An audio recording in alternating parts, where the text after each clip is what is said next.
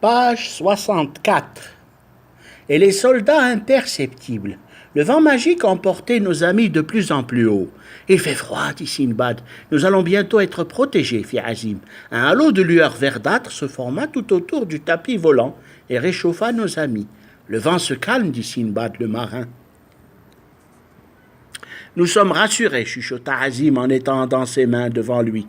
Chingaput, le vent magique, traverse tous les vents de la création sans provoquer le moindre gêne, la moindre tourmente, le moindre bruit, commanda le sage homme. Dans le ciel étoilé, nos deux voyageurs, réchauffés par l'étrange halo, voguaient vers l'Orient. Nous sommes au-dessus de la Perse, dit Azim. Ces maisons, ces constructions typiques, ces croissants sur les toits, ces dorures de Karmoud en haut des minarets, dit Sinbad. Ces soldats aux barbes taillées, ce sont des Perses, dit Azim. Chingaput est magique, et ils ne peuvent nous observer dans le ciel, dit le vieil homme. As-tu faim, Sinbad questionna l'érudit. Non, Azim, dit Sinbad. Regarde cette forêt sur le flanc de cette montagne là-bas. Allons nous y reposer, fit Azim. Le tapis se posa doucement, à l'abri de tout regard humain. Sinbad et Azim allumèrent un feu de bois et s'endormirent. Peu après, un vieil homme passa à proximité. Il est monté sur un âne gris. Celui-ci les réveilla. « Et là, braves gens, puis-je vous demander de quel côté se trouve la ville de Kirkut ?»« Nous sommes étrangers, brave homme, dit Sinbad, gêné d'être réveillé. « Des voyageurs. Voulez-vous que nous buvions du thé ensemble ?» reprit le passant. « Ton accent est différent. Sommes-nous en Perse ?» demanda Sinbad. « Vous ne savez même pas dans quel pays vous êtes. Quelle époque ?» dit le vieil homme en descendant de son âne. « Avez-vous bu ?» dit-il surpris et menaçant. « Non, la liqueur n'est point dans nos ventres, lança Azim. « Comment se fait-il que vous ne sachiez pas dans quel pays nous sommes ?» interrogea le vieux persan. « Vous vous moquez de moi » continua celui-ci. « Non, c'est à cause de votre tapis volant c'est à cause de notre tapis volant qui doit nous mener vers le mont Qaf, la montagne sacrée, dit Sinbad. « Vous êtes sûrement fou. Au revoir. Ravi de vous avoir connu, dit le vieux persan en remontant à dos d'âne et s'éloignant le plus prudemment possible.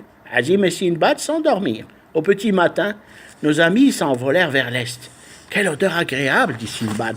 « La fontaine de jouvence. » Le tapis volant continua son incroyable voyage vers les montagnes sacrées. Le sage Azim recevait les informations de sa route en lisant le recueil magique astronomique selon le bon vouloir de son esprit. Le tapis volant le dirigeait où il le désirait. La pluie ne nous atteint pas sur le tapis, il est protégé, dit Azim. Je vais dormir un peu, dit Sinbad en se couchant tranquillement derrière le vieil homme. Une nuit passa dans le calme. Sous le ciel étoilé, le tapis filait doucement mais sûrement. Le sage Azim, saisi d'un bonheur sans limite à la vue d'une étoile, s'endormit. Le tapis poursuivit son chemin céleste. Nos amis furent réveillés par un bruit insolite. Des enfants qui jouent, riant et sautant, non loin d'une pagode. Le tapis volant s'étant posé sans danger dans une grotte en région montagneuse. Sinbad regarda tout autour de lui. « Nous avons dormi plusieurs semaines sans nous en apercevoir, » expliqua Azim. « Oh, ces habitations au toit relevé, nous sommes en Chine, dit Sinbad. Allons chercher refuge dans ce village, dit Azim. Nous demanderons notre chemin vers les montagnes sacrées plus tard, reprit le marin. Arrivés au village, nos amis saluèrent un vieil homme qui les regarda attentivement et ne semblait pas vouloir leur parler. Sinbad, le marin, vit arriver vers lui une jeune femme qui le salua humblement. Sinbad fit de même. La jeune chinoise lui fit signe de la rejoindre ainsi que le sage Azim. Sinbad, tenant Azim par le bras, suivait la jeune personne. Soudain, des soldats chinois apparurent. Ils regardaient Sinbad entrer dans une maison. La jeune femme alluma des bougies et scruta un instant, sans bouger, une lampe à huile qui éclairait un pan de mur en bois. Elle frappa dans ses mains et un homme apparut dans la pièce. Il venait d'une autre chambre. Le jeune chinois salua nos amis. « Bienvenue, bienvenue, mon grand-père, le vénérable Siam, savant en sciences astronomiques et magie, m'a envoyé vers vous. Étant fatigué, il ne peut être parmi nous. Il sait que vous luttez contre la sorcellerie et l'illicite. Aussi, je serai votre guide pour aller vers les montagnes sacrées, dit le jeune chinois. Sinbad le remercia. Azim demanda à Sinbad de se promener dans le village. Ils sortirent tous les trois et firent une visite des boutiques et lieux de commerce. Sinbad, le marin, acheta des parfums pour sa femme, Morgiane. Ne nous attardons pas, allons vite rejoindre notre ami, dit Azim. Peu après, Sinbad et ses amis s'assoient devant une table. Le jeune chinois se présenta à eux. Mon nom est Han. Je vis ici avec ma sœur qui vous a reçu. Je vais vous indiquer l'accès au chemin qui mène vers les montagnes. Mais pourquoi désirez-vous y aller interrogea Han. Sinbad commença son explication. Nous sommes ici tous les deux pour rendre service au calife de Kantar, non loin de Bagdad. Son fils est atteint d'un mal terrifiant, le mal des lueurs. Une sorte de sorcellerie, un charme peut-être. Son fils, le prince Abdul-Muqtadir, fut victime d'une méchante sorcière, Zorbia la magicienne. Nous avons donc besoin d'atteindre la montagne sacrée pour y puiser l'eau d'une fontaine magique. Seul cet élixir de jouvence pourra guérir le prince de Zanjabila du terrible fléau qui le fait souffrir. Vous êtes sincère, étranger, dit la jeune femme. À la tombée de la nuit, dirigez-vous vers l'étoile la plus brillante que vous verrez. C'est ainsi le chemin de la montagne sacrée, dévoila Han. Les 4 amis continuèrent la discussion. Plus tard, le moment venu, Sinbad et Azim quittèrent leur nouvelle connaissance vers la montagne sacrée. Le tapis volant, toujours sous les ordres du vent magique Chengaput, s'éleva dans les airs au grand secret du village endormi. Le vent subtil éleva le tapis volant très haut dans le ciel. Azim disait des prières. Sinbad scruta le ciel. Il aperçut l'étoile de plus forte magnitude. Un vent chaud se leva. Devant eux, une chaîne de montagnes dont les sommets hauts, enneigés, arrondis, se dressaient. Ils voyagèrent ainsi pendant toute la nuit. À l'aube, le tapis volant se posa sur un petit plateau protégé par des monts. Le lieu était calme et fleuri. Des fleurs multicolores et des parfums enivrants. Quelquefois, les vents de la montagne sacrée faisaient vibrer le silence par des hurlements. Sinbad marcha vers une entrée scellée. Azim le sage le suivit après avoir caché le tapis. « Cette entrée scellée dans le roc, dit Sinbad. « Y aurait-il moyen de l'ouvrir, dit Azim. « Poussons fort à deux, dit Sinbad. Rien ne se produit. « C'est une porte, reprit Sinbad. Quelle force colossale pourrait bien la bouger, dit Azim. Azim, fatigué, ne put rester debout. Il s'effondra assis sur le sol, sous les yeux étonnés, pourtant contents de Sinbad. « Ha ha ha ha, fit Sinbad en s'asseyant à terre. Quelle est drôle la situation, Azim, fit Sinbad en riant. Ah, Sinbad, j'ai passé l'âge, je suis si vieux maintenant pour une telle aventure, dit le vieil homme. Attends, je vais lire le livre. Il se pourrait bien qu'il y ait une clé, la clé pour une telle porte, dit Azim, en sortant le livre magique de son torse. Voilà, la porte de montagne sacrée. Oui, c'est ici, Sahr el-Djeni. 3 fois dire Sahr el-Djeni, 3 fois de suite, expliqua Azim. Sahr el-Djeni, Sahr el-Djeni, Sahr el-Djeni, répéta Sinbad à haute voix. À peine eut-il achevé ces mots qu'un vent se leva au sommet des montagnes enneigées. Qui m'appelle? Qui peut bien m'appeler maintenant? Vibra un écho de vent. Sinbad sentit se lever une bise qui devint si forte qu'un être pareil au feu sans fumée se dessina devant lui à quelques mètres. Que voulez-vous, étranger? Dit une voix de tonnerre. Ouvrir cette porte scellée, dit Azim, inquiet. Qui êtes-vous? Des marchands, demanda le génie. Je suis Sinbad le marin et ce vieil homme est mon compagnon, Azim l'érudit. Nous sommes ici pour emporter de l'eau de jouvence à un prince malade, ensorcelé, expliqua Sinbad. Bien, fit le génie. Sinbad, j'ai entendu parler de toi quelque part dans les récits. Tu sillonnes les mers et les océans, hardi gaillard. À quel sultan prêtes-tu tes services, dit le génie. Je vais aider Kantar, le brave calife Al-Haris, pour qu'il puisse guérir son fils malade, dit Sinbad. En quelque temps, le génie prit l'aspect d'une tornade. Il atteint une vitesse prodigieuse en prenant de l'altitude et d'un puissant mouvement fit vibrer la pierre de la porte sacrée. Sinbad le marin et Azim s'assirent à terre. Le génie poussa la porte gigantesque. Sa force se matérialisa en ses mains. Le bloc immense de granit bougeait de place sous les yeux ahuris de nos amis. Le bruit de la pierre résonnait dans l'endroit à plusieurs lieues. Des chants merveilleux se firent entendre à l'ouverture de la porte sacrée. Entrez à présent, mais ne prenez rien. Ne touchez pas aux bijoux et pierres précieuses que vous verrez, dit Sahr el-Djeni. Sinbad entra le premier, suivi de Azim. Tout y était féerique. Des bijoux précieux brillaient de 1000 éclats. Le sol était de poussière d'or pur. Un chemin indiquait un trône de marbre blanc. Là, où les yeux de nos amis se posaient, il y avait des trésors, des armes en or et en diamant. Sinbad marcha lentement en regardant toutes ces merveilles. Des lampes et des bijoux de matière inconnue luisaient dans les anfractuosités de rochers. Sinbad continua à marcher. Il découvrit la fontaine de jouvence. Elle coulait inlassablement. sous des champs mystérieux, venus d'on ne sait où. Regarde, Sinbad, le cratère décrit dans le livre des sciences célestes. Cette coupe merveilleuse, là, devant nous, dit Azim, plein de stupéfaction et d'admiration. Une coupe de grande taille sertie de rubis, d'émeraudes et de diamants trônée sur un autel en forme de voûte, en anche de panier. La coupe resplendit de 1000 éclats. Quand Sinbad s'en approcha, elle s'emplit toute seule de vin, d'un nectar parfumé. La voix du génie retentit. « Ne touchez à rien, sinon vous risquez un grave danger. » « Non, fit Sinbad en rejetant Azim en arrière. « Allons puiser l'eau de la fontaine de Jouvence, reprit Sinbad.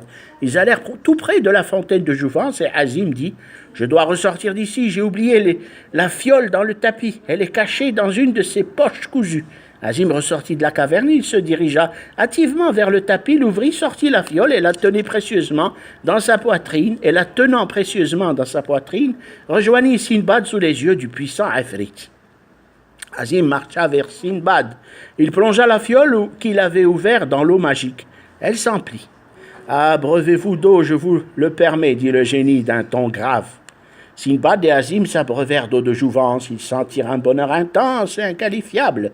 Sinbad but de l'eau et s'aspergea dans la fontaine. Peu après, ils quittèrent les lieux en ayant pris soin de ne rien prendre de ce qui était précieux. Sahar el-Génie, le puissant Ifrit, referma la porte scellée de sa force prodigieuse. Il disparut dans les vents de la montagne sacrée en disant un au revoir à Sinbad le marin. « Adieu ou au revoir, Sinbad, qui sait, nous nous reverrons peut-être, dit sa voix en un bruit de vent qui s'éloigne. Sinbad décida de rester un peu en cet endroit merveilleux. Azim se sentait vigoureux. « Passons la nuit ici, dit le sage homme. » La nuit vint. Sans allumer de feu, étalant le tapis volant sur le sol, nos amis s'endormirent. Chingaput, le vent subtil, les enveloppa d'une chaleur qui leur permit de dormir à point fermé.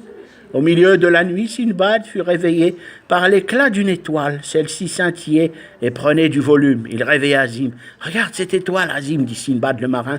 Je dors si paisiblement, Sinbad. »« Que me veux-tu donc » demanda l'érudit. « Cette étoile, elle grossit, dit Sinbad. » Par là, c'est vrai. Il continuera à admirer son éclat. Soudain, d'étranges bruits de pas résonnèrent dans la nuit. La terre semblait vibrer. « Qu'est-ce que cela peut bien être » demanda Sinbad. « On dirait des êtres qui se déplacent vers nous, dit Azim le sage. Celui-ci disait vrai. Non loin d'eux, approchaient à plusieurs lieues des géants, une tribu de géants. Ils vivent dans ces lieux, probablement, dit Sinbad inquiet. Les géants étaient dans un passage montagneux situé plus bas. Oh, qu'ils sont des cyclopes, Azim. Allons vite quitter ces lieux, dit Sinbad. Les géants étaient en effet des cyclopes. Sinbad discernait leur unique leur unique œil sur le front. Ils étaient armés de massues et vêtus de peau. Ils mâchaient dans leur bouche des herbes. Leur crâne était formé de cheveux crépus. Ces êtres vont nous vouloir du mal, dit Sinbad. Ils ne nous ont pas vus encore, dit Azim, terrorisé. Azim étala le tapis volant et s'assit face à la paroi abrupte qui était un précipice. Il dit des incantations. Sinbad, après avoir placé l'épée de Rishtar derrière son dos, s'apprêta à s'envoler. Le tapis s'éleva dans les airs en silence. Les cyclopes continuèrent à avancer dans leur direction. La nuit ne leur permit point de voir nos amis. À la grande surprise de Sinbad, un cri effroyable retentit dans les étranges lieux. Doué d'une force incroyable, un cyclope s'était lancé à leur poursuite et sautant avec une ferveur inouïe, il saisit Sinbad et Azim dans le creux de sa main géante. Azim ne comprenait pas ce qui se passait. Sinbad, évanoui de peur, réalisa peu après lorsque le cyclope étendit sa main devant les grandes torches allumées. L'être surnaturel les posa à terre en lançant des éclats de rire terrifiants. Sinbad saisit Azim en le soutenant et se releva doucement. Les cyclopes étaient rassemblés tout autour d'eux. Sinbad, terrorisé, invoqua Dieu. Il resta un instant debout à contempler ces géants billets de peau qui, de temps à autre, le poussaient de leurs index. Sinbad donna un grand coup de poing dans l'ongle du cyclope qui bougeait son index en riant. « Qu'allons-nous faire à présent, Azim » dit Sinbad. « Ils vont probablement nous emmener chez eux, lança Azim. » Sinbad le marin tâta sa poitrine. La petite fiole emplie d'eau de jouvence ne s'était pas cassée. Il fut réconforté par cela. Le cyclope saisit Sinbad doucement et l'installa dans un énorme sac. Il fit de même pour Azim. Ce dernier, en le rejoignant, lui dit « Sinbad, ils ne vont pas nous faire de mal. La manière avec laquelle ils nous traitent ne semble point être celle de brutes sanguinaires et anthropophages. Sinbad et Azim, tenant leur précieux tapis, bougeaient dans l'énorme sac. Ils s'endormirent épuisés par tant d'émotions. Les cyclopes marchèrent toute la nuit. Au matin, Sinbad et Azim se réveillèrent. « Comment allons-nous retrouver notre chemin ?» se demanda l'aventurier des 7 mers. Une main démesurée se saisit d'eux et les sortit du grand sac tressé. Sinbad et Azim se retrouvèrent sur un sol. Ils étaient entourés d'une foule de cyclopes et de leurs enfants. Un cyclope âgé aux cheveux blancs écarta la foule et se mit à parler dans une langue inconnue. Il se fit un chemin. Sa voix résonnait très fort dans les tympans de nos 2 amis. Il invita Sinbad et le vieux Azim à s'asseoir sur une immense planche en bois. Ceux-ci firent ce qu'il leur demanda. Peu après, le plus âgé des cyclopes entra dans une longue causerie. Sinbad se mit à prier. Le vieux cyclope les déposa tout en haut d'un étrange édifice. Étalant le tapis volant, Sinbad et Azim s'envolèrent au gré du vent, le cœur plein de vive émotion. Chingaput, le vent magique, les transportait vers l'azur. Sinbad admirait la vallée des cyclopes, verte et ombragée. Les lieux étaient paradisiaques. Nous devons attendre la tombée de la nuit pour nous diriger, dit le sage Azim. Oui, reprit Sinbad. En dessous d'eux, des rivières de vin coulaient inlassablement, des fleurs aux vives couleurs. Ces lieux sont enchantés, dit Sinbad le marin. Ne cherchons pas à fouler ces terres interdites. Respectons la parole de l'Efrite, dit Azim. La nuit tomba, l'étoile brillante scintilla de nouveau, immense dans le ciel. Regarde, Sinbad, la montagne sacrée, elle est apparue de nouveau, dit l'érudit. Oui, c'est exact, dit le marin. En donnant le dos à cette étoile et en récitant des formules magiques, nous pourrons retrouver le monde réel, dit Azim. Ceci dit, cela fut fait. En quelque temps, apparut le village chinois hospitalier blotti au creux de la montagne. Nous sommes revenus au monde réel, c'est merveilleux, dit Sinbad. Nous n'avons plus de provisions pour rejoindre Basra, reprit Azim. Arrêtons-nous quelques moments près du village pour manger et nous reposer, dit Sinbad. Sinbad le marin, accompagné de Azim, et après avoir caché le tapis volant, demandait refuge aux Chinois. Le jeune Han et sa sœur les accueillirent sous leur toit et lièrent amitié. Han raconta quelques légendes sur la montagne sacrée. Il parla à nos amis d'un être gigantesque appelé Yeti qui n'apparaissait qu'aux voyageurs égarés. Sinbad évita de raconter son aventure. Il avait peur de vexer les Chinois qui l'auraient sans aucun doute pris pour un fou ou quelqu'un qui se moque d'eux, et nous souffla mot de son histoire avec les frites. Azim fatigué parlait peu. Il se reposait de ce voyage extraordinaire. La montagne sacrée est d'apparence normale, mais pour ceux qui croient au fantastique, elle peut dévoiler bien des merveilles, dit Sinbad. Un jour et une nuit passèrent. Sinbad salua ses amis. Il décida de retourner au palais du calife à l'aube. Bien avant le lever du soleil, Sinbad et Azim s'éloignaient du village chinois. Azim récita des prières et le tapis s'envola doucement au gré du vent vers l'Occident. Sinbad avait pris des provisions. Très haut dans le ciel, le tapis filait à très grande vitesse, protégé par un halo de lumière.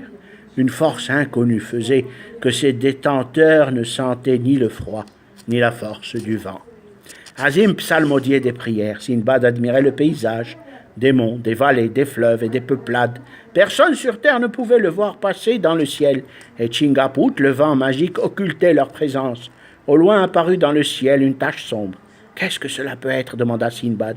La tache grossit. À la grande stupéfaction de nos amis, ils furent saisis de colère en voyant un autre tapis. « Zorbia, elle arrive vers nous, dit Sinbad. Comment a-t-elle bien pu faire pour fuir Arouche, dit Azim. Mais l'infâme Zorbia avait vu le tapis volant de Sinbad. La magicienne fit d'étranges incantations et un groupe de vautours poussant des cris atroces se rua vers Sinbad pour l'attaquer. « Azim, ces volatiles vont nous faire chuter !» cria Sinbad. « Lève-toi, Sinbad, et combat-les !» cria Azim. Il reprit. « Tu ne peux tomber du tapis, Chingaput te protège. » Le premier vautour arriva sur eux en poussant des cris. Sinbad dégaina l'épée de Rishtar et lui donna un grand coup de plat. L'oiseau hurla et revint à la charge après un moment. Sinbad lui porta un coup fatal sur le cou. L'oiseau charognard, blessé à mort, chuta dans le vide. Un autre vautour vint à la charge. Sinbad, saisissant son épée à 2 mains, le frappa de toutes ses forces. Mais un troisième vautour lui sauta sur la tête pour le déséquilibrer. Le marin était habile, il s'accroupit rapidement et transperça l'oiseau du bas vers le haut. Le vautour hurla à mort et tomba sur Azim qui le poussa hors du tapis. L'autre vautour voulut s'acharner sur le tapis volant. Sinbad lui porta des coups d'une telle violence que ses plumes enveloppèrent les lieux. Sinbad, qui assenant un coup de pied, faillit perdre son équilibre sur le tapis, s'y coucha momentanément. Zorbia, suivant le tapis de près, invoqua les forces du mal. Un spectre à tête de mort, volant sans corps, sortit de ses mains maléfiques. Le vautour atteint par Sinbad croissa dans le vide et tomba au sol. Azim continua ses prières. Le spectre arriva vers nos amis. Il voulut s'en prendre à Azim pour le pousser hors du tapis. Sinbad donna un violent coup d'épée, mais celle-ci ne frappa que le vide. Le spectre avait disparu. L'étrange être réapparut derrière nos amis. Il voulait les pousser dans le vide. Tout à coup, un être plus fort fit son apparition. C'était Harouche, le génie. Il saisit une étrange pierre des mains de Zorbia et la jeta dans le vide. Zorbia, la maléfique, hurla de colère. Le spectre qui s'en était pris à Sinbad disparut comme par enchantement. Le puissant génie, saisi d'une grande colère, entraîna alors Zorbia et son tapis à une vitesse vertigineuse. Il l'emporta très loin dans le ciel. Sinbad et Azim, épouvantés par tant de sensations, s'assirent sur le tapis volant et fermèrent leurs yeux. Le tapis de Zorbia disparut de leur vue. Le tapis de Sinbad continua sa course, emporté par le vent bénéfique. Sinbad calma Azim, le sage.